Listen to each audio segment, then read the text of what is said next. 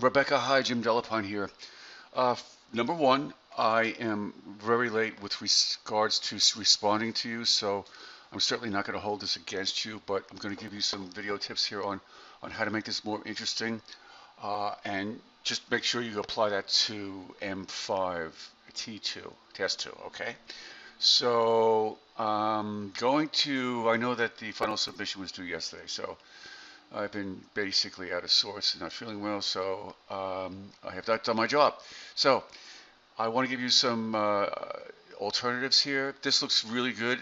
Great choice for your background because the foreground where Fred is standing is clear and then the background is blurry, so that keeps Fred the hero, so to speak. So what I'm going to suggest is that you do the following, okay? Make it more interesting. So I created 2 layers of new text because the text is kind of hard to see, and let's see if we can integrate this and have some fun with it. So I'll hide the old text. So flipping food, I made this text Arial black. Okay, so it's very bold. And the first thing I'm going to do is I'll take Fred here. All right, I'm going to bring this down here, and we're going to kind of edit and stretch and distort this so it looks like it's basically on the table. So I'm going to first hit Control T and scale this up, and I can stretch this out, and I'm going to see if I can put him in perspective onto the table surface. So if I hold down the Control key and pull this bounding box out here, I'm basically distorting this in a different way. So holding down the Control key allows you to do things that you couldn't normally do. Not like, yeah, but this I should be able to stretch in a different way. I'm trying to match this up with the lines on the board here. Let me hit this and try this. I hit enter and I'm going to hit Control T again, and this is not working how I'd like it to. So let's try this. Edit, transform. I know why, perhaps because it's text. So what I'm going to do is right click on the Fred layer and go to rasterize type. Okay, now if I hit, let me try this again. Okay, so I'm going to go to now edit, transform, perspective. Okay, now I have access to this. Distort, let me try warp. So with warp, you could really just do a lot of different funky things to this. That's not going to work. I'm sorry here. Let's try, I mean, this is actually not a bad idea to do experimenting, but let's try distort. Okay, with distort, we can perhaps customize this a little bit more. Yep, you see what we're doing here? Just playing with these bounding boxes. And I'm trying to get the lines to match the lines with the butcher block. You just got to be a little careful with this. I think that's close enough. All right, so that's good for that. Okay, so we're just going to use that as a way of creating a selection. So now I'm going to Control click on the thumbnail for the Fred layer, hide that layer, the text. All right, and now I'm going to go down to the background, and then I'm going to hit Control J. So what Control J did was it copied what was inside that selection to the layer above. See, so it's seamless. So we have that on its own layer, which means we can now apply a layer style. So I can double click on that layer and choose the layer style options. Oh, I'm sorry, you couldn't see the layers panel. Let me drag this over here. All right, so now I can choose to work with let's see, a bevel and a boss. So you can start to see how this is you can still see the table, but the Fred is kind of showing now, and you can select. I have outer bevel selected. I think outer bevel looks kind of good. It looks good, but you can choose. Let's see, your depth here. All right, that makes it a bit bold. Actually, that doesn't do anything, but the size would. All right, so you got inner bevel. So you have to experiment. Outer bevel. All right, so this kind of makes it look like it's coming above the surface. So you could also choose a color. So if I choose color overlay and then select that, you can change the color. So if you select the name, you have access to the settings. So I can change that color. I can choose any color I want. I'll choose, if I choose, I can choose red, green.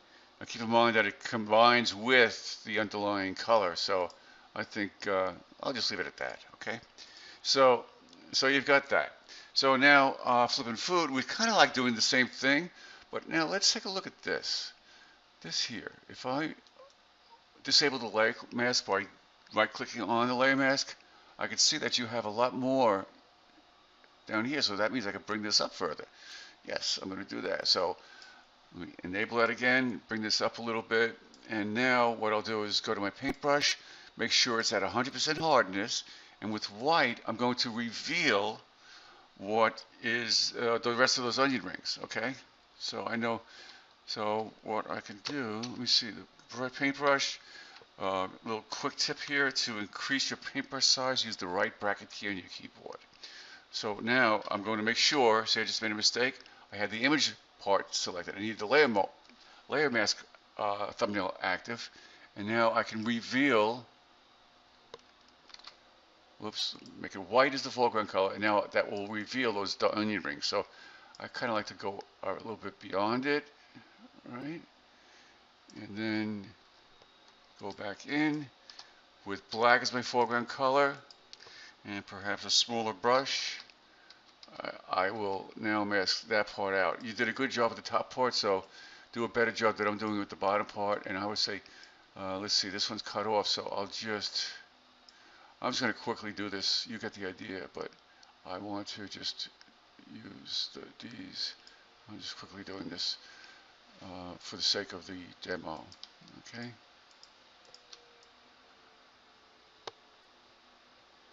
All right, so now if I move this down here, something like that.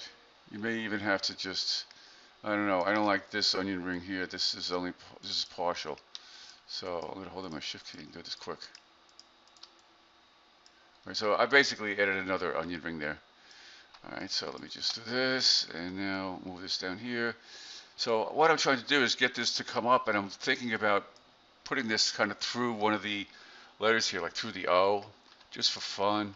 So what I could do here, let's see this, if I put that there, the rest won't fit. So what I'll do is I will rasterize this text layer, all right, and then I will put a selection around flipping, and now hit Control Shift J, and that will bring flipping to the layer above and remove it from the underlying layer. So now I have flipping on its own layer and food on its own layer. Okay, it gives me more creative freedom. So I put a selection around it and hit Control Shift J, so that copied it to the layer above.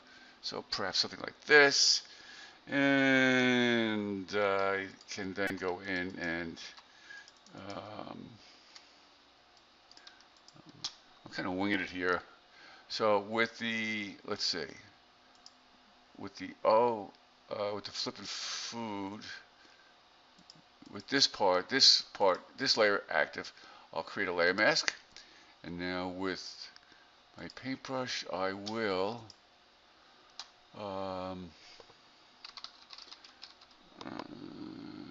paintbrush here, and the layer mask active. I want to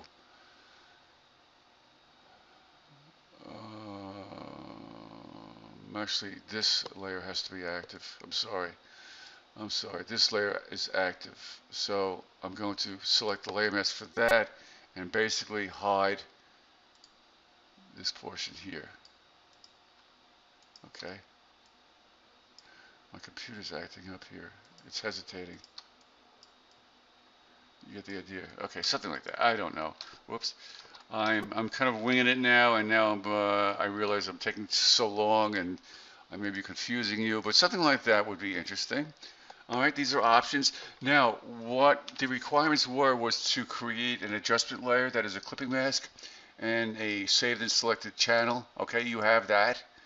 you've accomplished the saved selection and rename it as a channel, but you have to create an adjustment layer that's a clipping mask. All right. Not a lot of people are confusing the clipping mask with the image attached to the text. So what I'm referring to is basically if you select this burger here, so this layer here, so I'm using this part here, I will now create an adjustment layer for, you could choose levels, use saturation, anything. All right, so this is a good way to experiment. So if I choose levels, all right, and now I need to make this a clipping mask because any adjustment I make will affect all of the underlying layers. What's going on with my computer? Everything's, oh man, I'm gonna have to have this cleaned out. There we go. See, this affects all the layers. However, if I alt click between these layers and make that a clipping mask, it only affects that layer. Okay, so of course that's not good. So just make note of that. So I just need to see that. You don't even have to change any settings in here. Just create it and make it a clipping mask. All right. But you can also, you can do anything you want with it. Okay. All right. I'm going to stop there. I'm going on way too long. I hope that helped. Okay, Rebecca. Take care. Bye.